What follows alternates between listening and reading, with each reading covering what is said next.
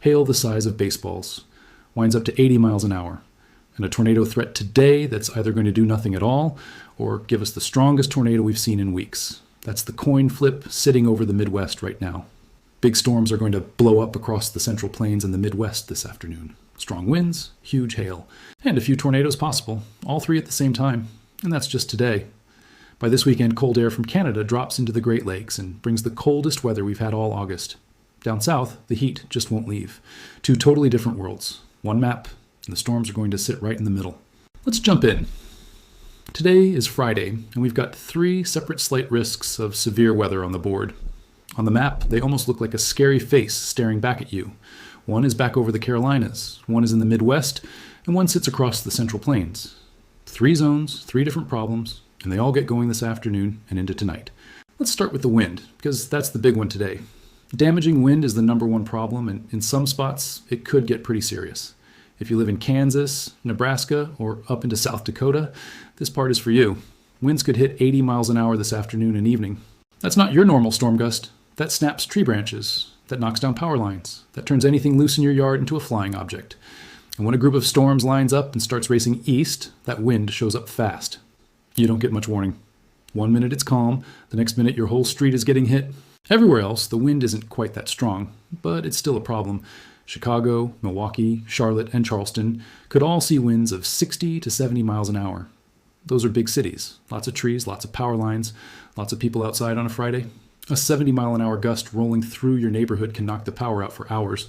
So if you're in or near those cities, keep an eye on the sky this afternoon. Bring in the patio chairs, the trash cans, anything that can blow away. And charge your phone now before the storms show up, not after the lights go out. Now let's talk about the hail. We could see large to very large hail today. Over in Nebraska, hail could get bigger than a baseball. Think about what that does. It doesn't just dent your car. It smashes the windshield. It goes through roofing. And it can really hurt anybody stuck outside with nowhere to hide. So if you're in Nebraska and storms start building near you, get your cars under cover early. Once that hail is already over your head, it's way too late to go move anything. And if hail starts while you're driving, don't stop under an overpass. Pull off somewhere safe, stay in the car, and get away from the windows. Hail that big comes down hard enough to break glass. You want to be inside a real building, not underneath one. And once it starts, just wait it out. Don't run out to check the car. Okay. Here's the part a lot of you came for. The tornado threat. And guess where it is? Illinois and Wisconsin, Milwaukee, Chicago, Rockford, Janesville, all the way back to Burlington and Davenport. There's a large low-end tornado threat for this afternoon in that area. Both of those words matter. Low-end means the odds in your specific town are not high. Large means the area is big and the ingredients are there. So here's my honest take. I do think today could give us 2 or 3 tornadoes, especially around the Interstate 39 and 90 corridor. But there's also a real chance almost nothing happens. It's a coin flip. And if we do get tornadoes, one of them could definitely be on the stronger side. Low odds, but a high ceiling. That's exactly the kind of day that catches people off guard. So stay weather aware. And what that really means is simple. Know where your safe spot is before a warning comes out, not after. Lowest floor, middle of the house, away from windows. And if you live in a mobile home anywhere in that zone, figure out right now where you're going instead. That takes time, and you won't have it this afternoon. It all comes down to one thing today. The storms we have this morning and how long they stick around. If they move out fast enough, today could turn into a pretty big severe weather day here in the Midwest. Or at least a surprise one. If they hang around too long, the whole thing falls apart. That's the entire forecast in one sentence, and that's why I can't give you a cleaner answer this morning. I'd rather tell you straight than pretend I know for sure. Let me walk you through the timing, because that's really where this forecast lives. We've already got storms going this morning. Those should mostly just bring a few damaging wind gusts. Other than that, it's lightning and rain moving through southern Wisconsin and northern Illinois. Loud, wet, maybe a branch down. Not the main show, but it does set up everything that happens later. The main show is this afternoon. Those morning storms leave something behind called an outflow boundary. It's basically leftover cool air from the rain, and it acts like a mini cold front. New storms love to fire along it later in the day. On top of that, we're going to get more wind shear and more instability. Basically, every ingredient you need for big storms comes together between 3 and 6 o'clock across central and southern Wisconsin and northern Illinois. If a storm can go up along that boundary, we could see 1 or 2 big ones, and that could give us a couple of tornadoes. But I don't think this is a sure thing, and here's why. All that rain this morning can cool things down too much. When that happens, the fuel just isn't there anymore. It could also push that boundary somewhere other than where we expect. Right now, the models want it right along the Interstate 39 and 90 corridor. Move it 50 miles the wrong way and the whole picture changes. Let's look at what the models are showing.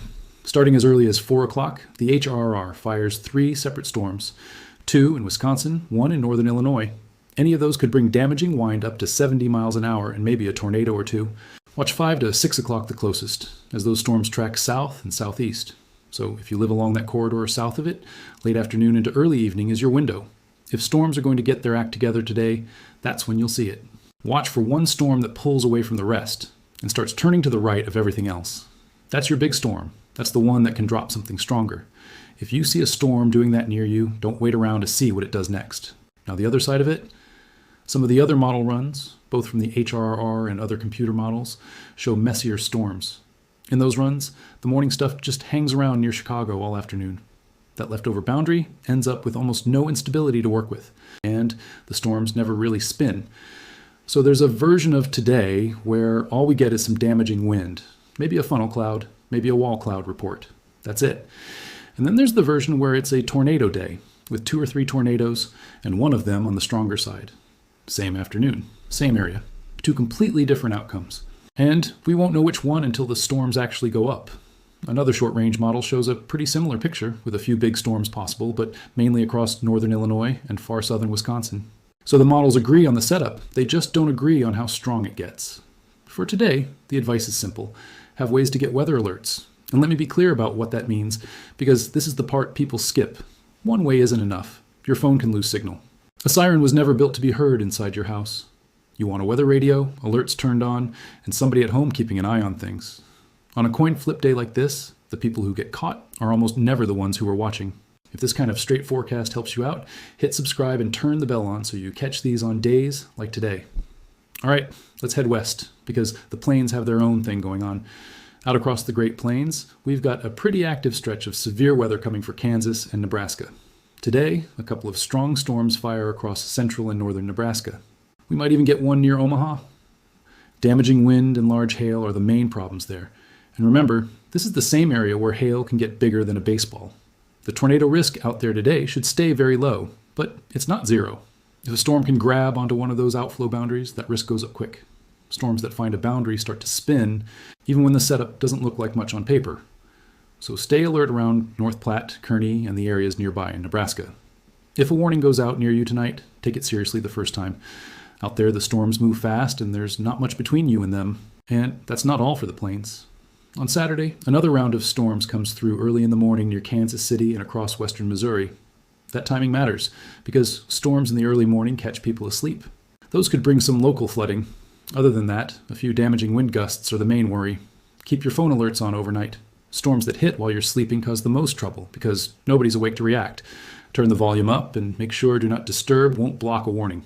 Late Saturday into early Sunday, a few storms pop up in the Rockies and the High Plains. Again, nothing crazy for this time of year, just some damaging wind. Enough to drop a tree in your yard, not enough to cancel your weekend. Just stay flexible if you see something building nearby. If a storm pops up close, head inside for a bit and let it move through. Now back east, because Saturday belongs to the Ohio Valley. We've got another round of scattered severe weather there. A few clusters and stronger storms fire up around Cleveland, Columbus, and Cincinnati in the middle to late afternoon. Expect wind gusts around 60 miles an hour, strong enough to knock down trees and power lines, some spotty hail, pocket change size, and maybe an isolated tornado. If you're in that area, the best chance for a tornado is probably near Lake Erie, where there could be a small pocket of wind shear. It's a narrow zone, but it's worth taking seriously. A quick tornado still tears up a neighborhood. So stay alert on Saturday, especially near the lake in the late afternoon. And if you've got anything outside planned around Cleveland, Columbus, or Cincinnati, do it in the morning. The atmosphere does its work in the heat of the day, and by mid-afternoon, that's when these storms start going up. Other than that, scattered to numerous thunderstorms are the big story on Saturday, and that brings a small flash flooding risk too. This is the one people always underestimate, and it usually turns dangerous in cars. If you come up on a flooded road, turn around. You can't tell how deep it is, and you can't tell if the road under that water is even still there. Then on Sunday, that storm system heads for the East Coast. We could get another squall line or two near New York City, and even into southern New England. A squall line is that long, fast band of storms that hits with a wall of wind and rain, then moves on. With that, we could see some damaging wind, and a quick tornado can't be ruled out. Then the system moves out on Monday, and the East Coast dries out. Northeast, that's your one weekend day to pay attention. Have a backup plan for Sunday near the coast, outdoor stuff, boating, anything on the water. A squall line can look like nothing on the horizon and be on top of you 20 minutes later. If you're out on the water, that's not enough time. Come in early and let it pass. Other than that, Sunday is a pretty quiet day across the country. One good piece of news: if we do get storms near DFW or anywhere in Texas, really, it'll cool things down a little. So that's something to look forward to if you live in Texas, where a few pop-up storms are possible on Sunday. And that brings us to the real story here. After this weekend, we get a major pattern change. On Saturday and Sunday, the jet stream takes a huge dip across the Midwest, the Ohio Valley, and all the way back to the East Coast. When the jet stream drops down like that, it opens the door for cold air to come pouring south. And that's exactly what happens next. That dip pulls a ton of cold air out of Canada. It's going to bring the coldest weather we've had all August for Wisconsin, Michigan, and the states around them. Look at the calendar for a second. It's the middle of August. Getting the coldest air of the whole month right now is pretty unusual. Here are the actual numbers. If you're in the Great Lakes or the Midwest, your low temperatures Sunday morning are in the 50s and 60s. We could even see some 40s up in northern Minnesota and northern Wisconsin. 40-degree mornings in August. Open the windows, shut the AC off, and enjoy it. That's some amazing weather for the middle of August.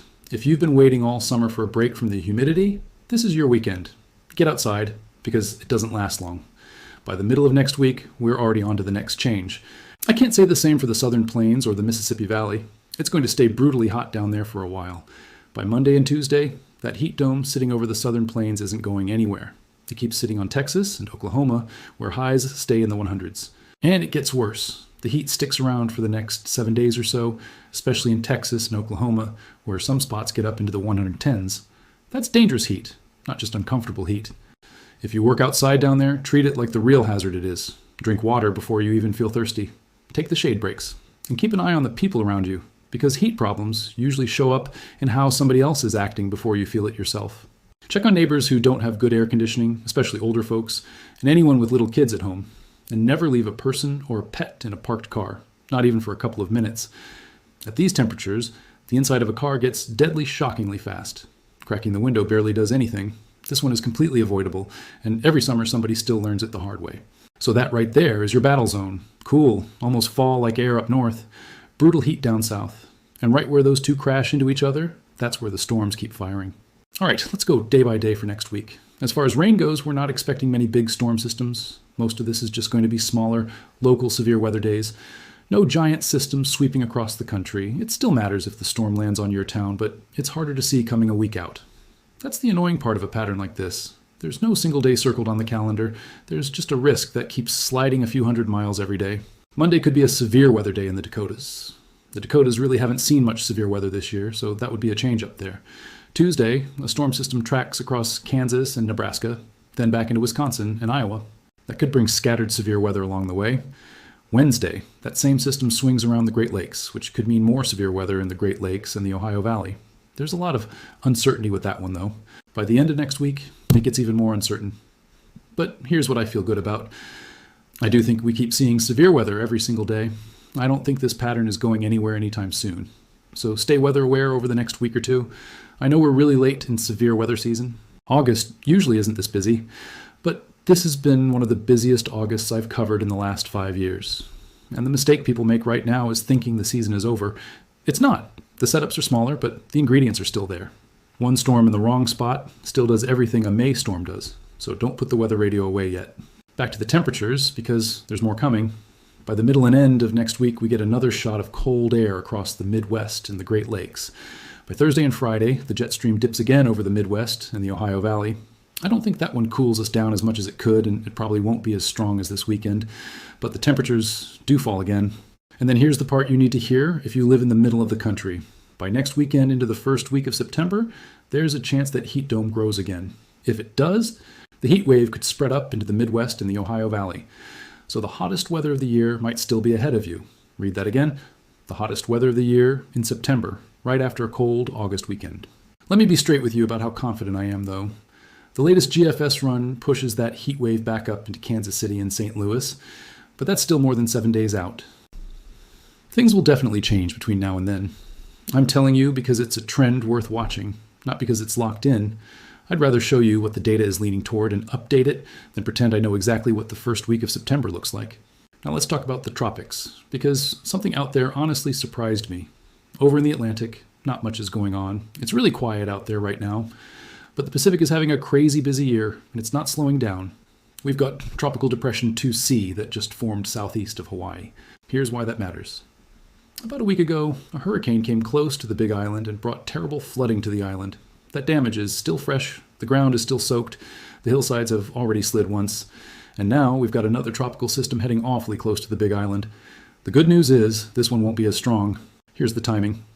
As we get closer to the weekend and into early next week, this system moves toward the Big Island of Hawaii. Early Sunday is probably when it gets closest, as a middle-grade tropical storm with winds around 60 miles an hour.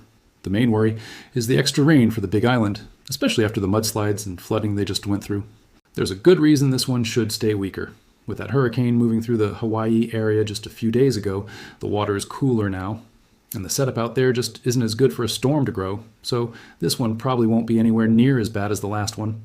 Early Sunday morning, local time in Hawaii, this system makes its closest pass by the Hawaiian coast, and it could drop a few inches of rain. Rain is the concern here, not wind. Most of that rain should stay out over the water, where we could see 20 inches out in the Pacific. That doesn't touch land, so nobody has to worry about that number. But over Hawaii, there's a chance you pick up another 2 to 5 inches, and some spots could get more than that. Overall, this is going to be way less bad than what just came through.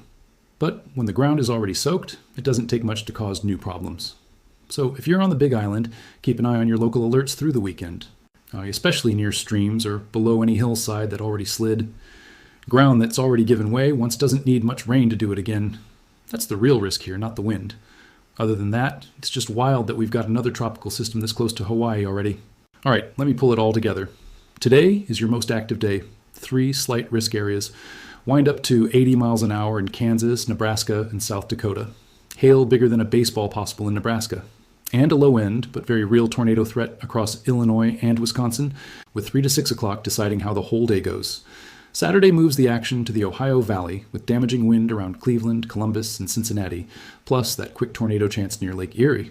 Sunday pushes the system east, with a squall line or two near New York City and southern New England. Then everything flips, the jet stream drops, Canadian air floods the northern states. The Great Lakes and Midwest wake up Sunday morning to 40s, 50s, and 60s in the middle of August. The South gets nothing. Texas and Oklahoma stay in the hundreds, and some spots hit the 110s over the next 7 days. 2 extremes, same map, same week. And a storm track running right between them, firing off severe weather days from the Dakotas on Monday to the Great Lakes by Wednesday. That's the setup, and it's unusual for this point in the year. Dangerous heat, a real fall preview, severe weather chances every day, and a tropical system taking another run at an island that's still cleaning up from the last one. Thank you all so much for watching today's forecast. If you're new here, hit subscribe so you don't miss the next one. We've got a risk of severe weather today and tomorrow, especially today in the Midwest, so make sure you've got multiple ways to get alerts before this afternoon gets going. I'll be back with another update tomorrow, and if not, the next one comes Sunday. Stay weather aware out there, take today seriously, and I'll see you in the next video.